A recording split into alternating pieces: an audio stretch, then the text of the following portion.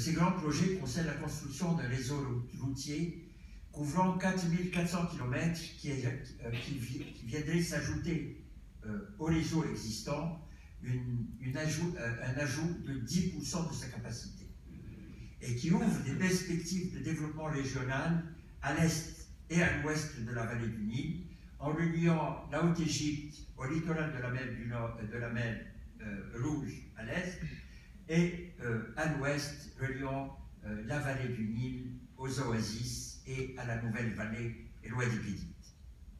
Encore une fois, la rapidité de l'exécution de ce projet est impressionnante.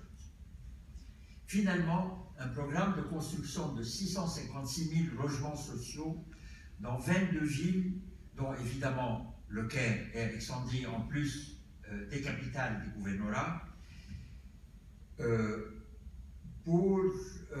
avec un coût estimé à 97 milliards de livres égyptiennes. À ce jour, 50 000 logements sociaux ont été livrés, 300 000 logements sont en cours de construction et devraient être terminés dans les jours qui suivent. L'année prochaine, il est prévu de construire les 356 000 logements qui restent. Mais comme je le disais, en l'absence du Parlement, les gouvernements successifs entre juillet 2013 et décembre 2015 ont été incapables d'exécuter pleinement le programme de réforme. En plus, les projets ambitieux d'infrastructure, initiés par le président de la République, et le souci de les exécuter le plus rapidement possible pour mettre fin à la situation ressentie de crise, ont entraîné une augmentation importante des dépenses publiques. Le déficit budgétaire atteint de nouveau 11,5% du PIB au cours de l'année financière se terminant le 30 juin 2015. Pour financer ce déficit, le gouvernement a été obligé de s'emprunter auprès des banques commerciales, puisque les investisseurs étrangers qui, par le passé, venaient acheter les bons de trésor et les obligations émises par le ministère des Finances avaient disparu. Arrivé à la limite, à la limite des banques commerciales, le gouvernement a eu recours à la Banque centrale d'Égypte. Ce qui veut dire que la Banque centrale d'Égypte a créé de la monnaie, une valeur, sans contrepartie. En d'autres termes, et en utilisant une métaphore, ça veut dire que la Banque centrale d'Égypte a imprimé des billets de banque, ce qui a entraîné nécessairement l'augmentation du taux d'inflation et la diminution de la valeur réelle de la livre égyptienne par rapport aux autres devises, c'est-à-dire son taux de change. Ces déficits ont entraîné l'économie égyptienne dans un cercle vicieux infernal, puisque leur financement menait à de plus grands déficits. Ainsi, le déficit budgétaire pour l'année se terminant le 30 juin 2016 augmenta encore une fois. La dette publique dépassa le seuil des 100% du PIB pour arriver à 103%. Parallèlement, le déficit extérieur augmentait en raison de la baisse des revenus. Les revenus touristiques étaient tombés à 6 milliards de dollars. Je me rappelais qu'elles avaient atteint 12 milliards et demi. Les revenus du canal de Suez avaient baissé de 5,3% en raison de la baisse du commerce international. Même le transfert des Égyptiens travaillant à l'étranger avait diminué.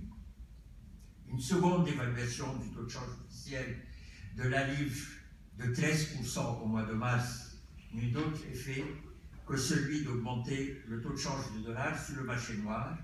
L'écart entre le taux officiel et le taux du marché noir se creusait encore plus. Le taux officiel du marché noir le taux officiel de la livre égyptienne le dollar était à 8 livres 88, son taux sur le marché noir est arrivé à 15 livres. La situation se dégradait, les réserves en devises auprès de la Banque centrale sont tombées pour ne couvrir que 3 mois d'importation seulement. Il fallait recourir au Fonds monétaire international. En juillet 2016, le gouvernement a entamé des négociations avec le Fonds monétaire qui a posé 3 conditions préalables à la signature de l'accord. D'abord, l'imposition de nouvelles taxes et surtout de la taxe sur la valeur ajoutée. Le projet de loi qui était prêt depuis bien longtemps fut présenté au Parlement et approuvé au mois d'août. La seconde condition était d'obtenir des financements extérieurs à hauteur de 5 milliards de dollars pour combler les lacunes de financement, le financing gap, condition qui a été remplie suite à des crédits obtenus de la Banque mondiale, de la Banque africaine de développement, des Émirats arabes unis et d'une opération de swap qui s'est faite avec la Chine. Troisième condition, la libéralisation du taux de change de la livre égyptienne qui fut décidé par la Banque centrale d'Égypte le 3 novembre. Le taux officiel du dollar fut fixé à 13 livres et demi, soit une dévaluation de 52%. Et le marché libéralisé. Le même jour, le gouvernement annonçait la hausse des prix de l'électricité et des carburants. Les conditions préalables remplies, le Conseil exécutif du Fonds monétaire annonçait le 11 novembre son accord à soutenir le programme de réforme économique égyptienne en accordant à l'Égypte un crédit de 12 milliards de dollars. Dans le communiqué de presse, Mme Christine Lagarde se réfère au programme de réforme du gouvernement égyptien établi en 2014, dont l'objectif est la réduction des déficits extérieurs et budgétaires, de la dette publique et du taux d'inflation, en plus de la reconstitution de réserves internationales et du retour de la confiance des marchés, des investisseurs et la croissance du secteur privé. Je n'ai pas besoin de vous dire que la dévaluation de la livre suivie de la hausse des prix de l'électricité et des carburants le même jour a eu un effet de choc. Et c'est un choc qui, à mon avis, va prendre du temps à être résolu, tout simplement parce qu'il touche aussi bien les consommateurs que les producteurs. Je pense que tout au long de l'année 2017, consommateurs et producteurs seront à la recherche de nouveaux points d'équilibre financier.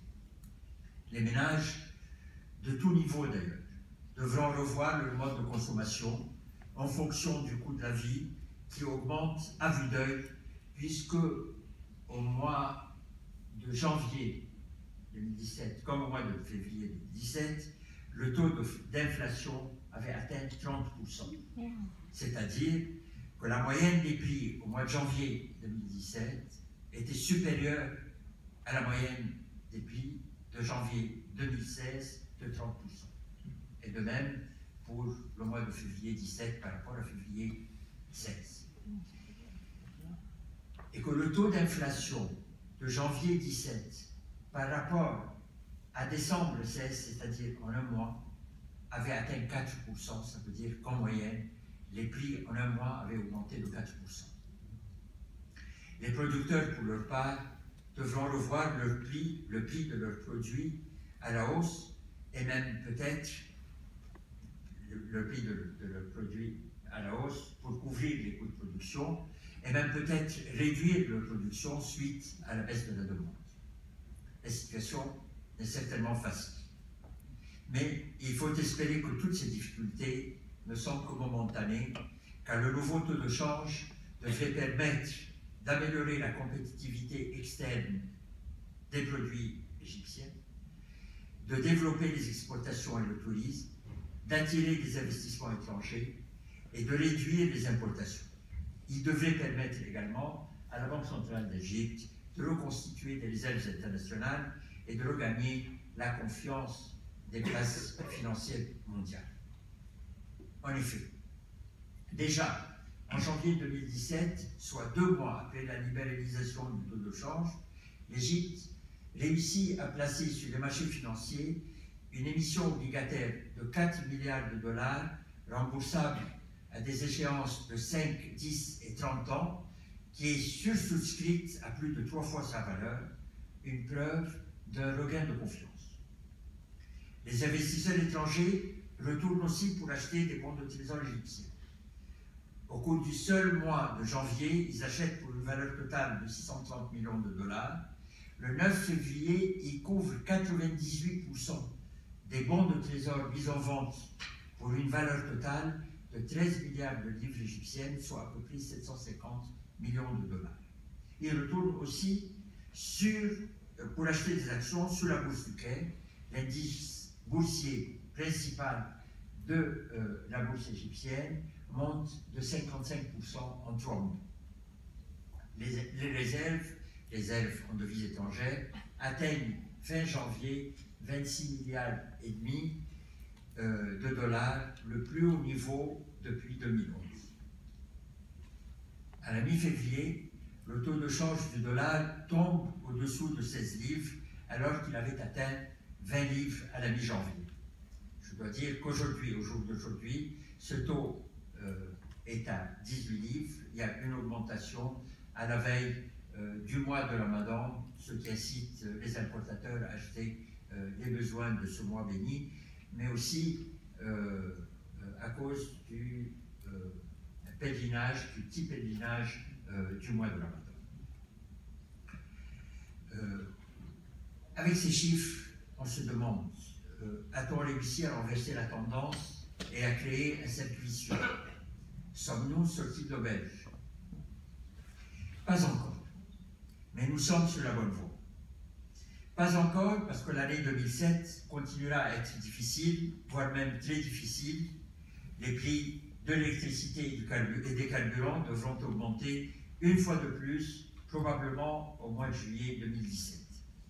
De nouvelles taxes aussi devront être imposées. Pas encore, parce que nous ne sortirons de l'auberge, nous ne sortirons pas de l'auberge avant que ne se confirment les grands espoirs de l'Égypte. C'est-à-dire que le tourisme reprenne et retrouve les chiffres de 2010 et au-delà, et que les exportations se développent et que les investissements étrangers affluent. En ce qui concerne le tourisme, je suis personnellement optimiste. Je pense qu'avec un peu d'effort et une gestion intelligente, le mouvement touristique pourra reprendre rapidement.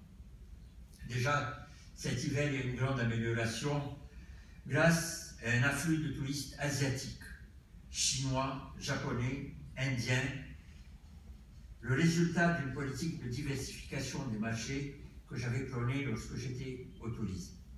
Il est fort probable aussi que dans le courant des semaines prochaines, les gouvernements russes et britanniques permettent le retour de leurs touristes en Égypte et la reprise des vols réguliers et charters vers Sharm el-Sheikh, Hurghada et les autres destinations touristiques d'Égypte.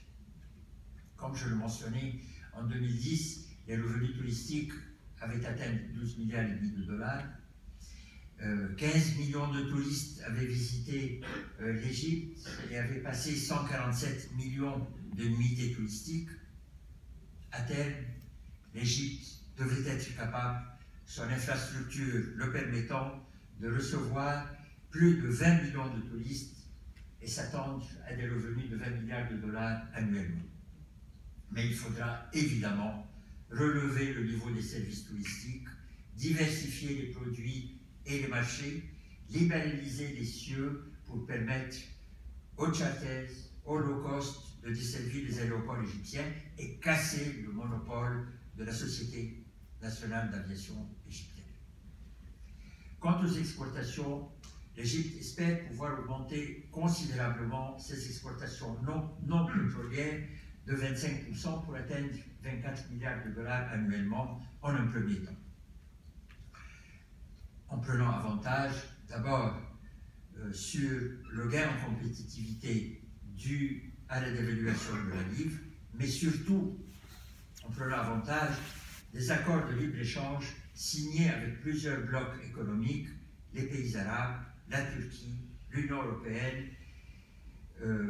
la zone de libre-échange de l'Est de l'Afrique, une zone de libre-échange qui va de la Méditerranée jusqu'au Cap de Bonne-Espérance, et bientôt la zone de libre-échange euro-asiatique prônée par la Russie et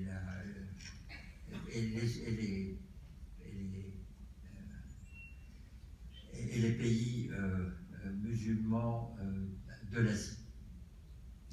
Mais le grand pari de l'Égypte, c'est le gaz naturel. La découverte de Zohr,